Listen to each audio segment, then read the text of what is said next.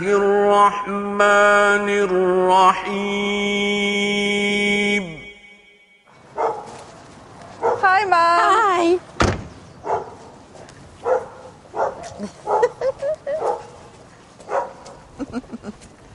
I've got a surprise for you. Lovely to see you.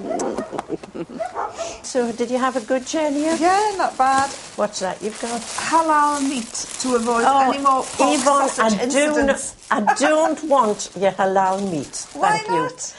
Look, I wouldn't eat it. This is healthier than the meat that you eat. It doesn't matter whether it's healthy or not. Do you know how they kill those animals? I wouldn't be able to eat it. It's a very painless process. I'm sorry. We'll have a cup of tea and then we'll talk about it. I suppose But you're still I having wasn't. bacon sandwiches as well. Bacon sandwiches are the tastiest thing on this earth. Mother. I You are what you eat, and if you saw what pigs ate, you would never touch another pork chop again. The last thing your dad had before he died was a bacon sandwich. He walked out into the garden and he dropped down dead. Dropped down, yeah. Afghanistan's Taliban regime says it will put the British journalist Yvonne Ridley on trial for entering the country illegally.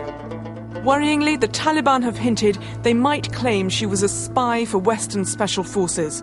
Today, Yvonne's mother called on the Prime Minister to do more to help her. How many more highs and lows has my daughter Yvonne to endure through her nightmare ordeal? At the Sunday Express, her employers insist she's a bona fide journalist who only entered Afghanistan to report on the humanitarian situation. Fell off a donkey, captured by the Taliban, gave them an undertaking that I would study the Quran if they released me, and against all the odds, they released me. She's had so many prayers said for her, and I'm sure it's the power of prayer that's brought about this happy ending. Well, I hope it is a happy ending. Right there. Right in the lens, Joyce. Big smile, really big.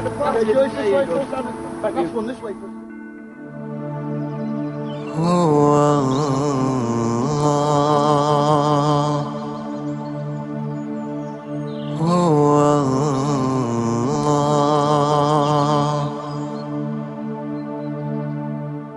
I kept my word, read the Quran, read it again, read supporting literature, couldn't believe what I was reading because the Quran makes it perfectly clear, crystal clear, that women are equal in spirituality, worth and education.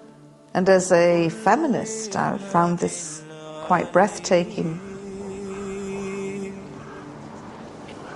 Do you know the last time I was in this church?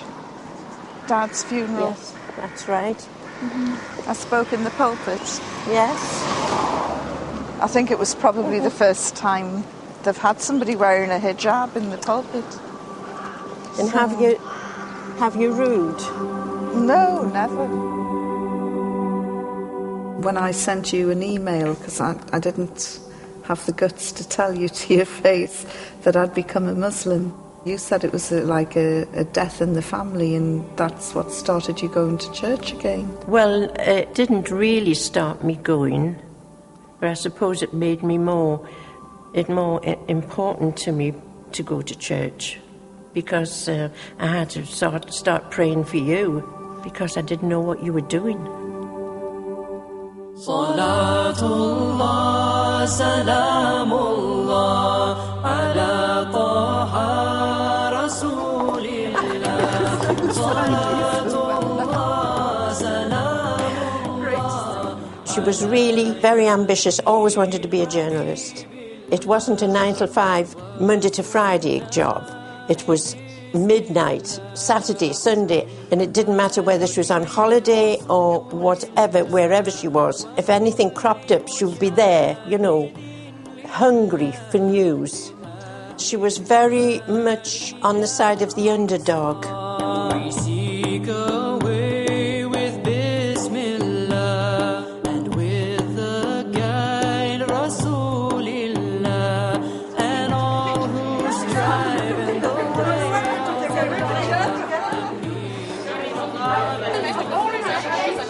tell you that since 9/11, more than 1,000 brothers and some sisters have been taken into custody. Out of those 1,000 or so that have been taken into custody, about 70 have been charged.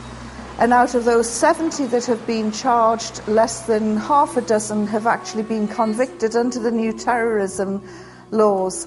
So tonight it's really vitally important to show solidarity with sisters under great stress, and I really think that this brand of sisterhood makes Western feminism pale into insignificance.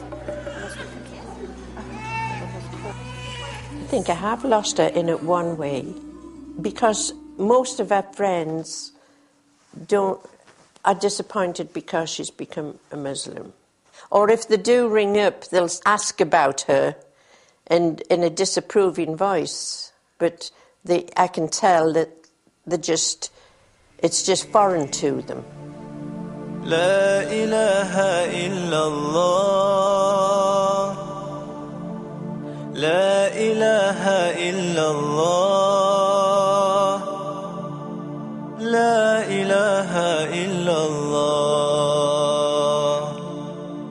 Muhammadur Rasulullah.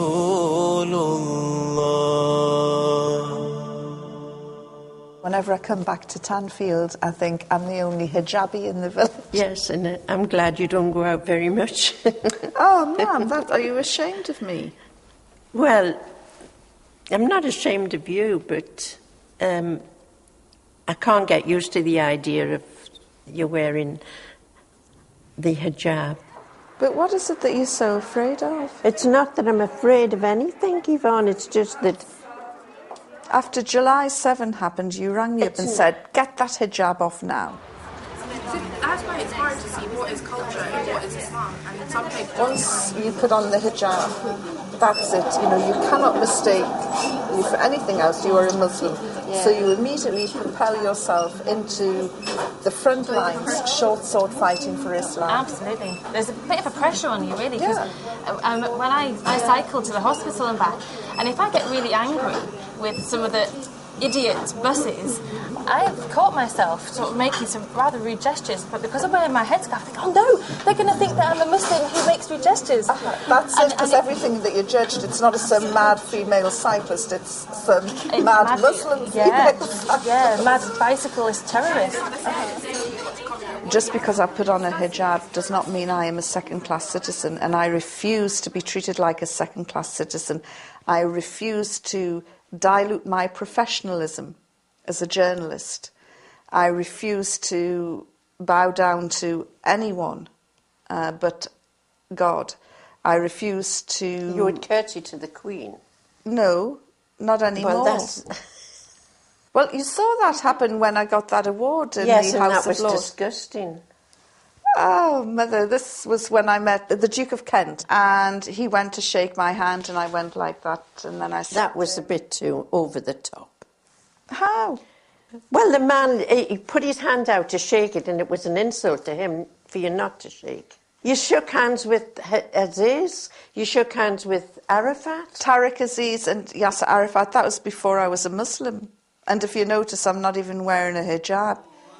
As a new convert, I just try and keep everything as simple as I possibly can. You know, I'm told that it's not Islamic to shake a man's hand.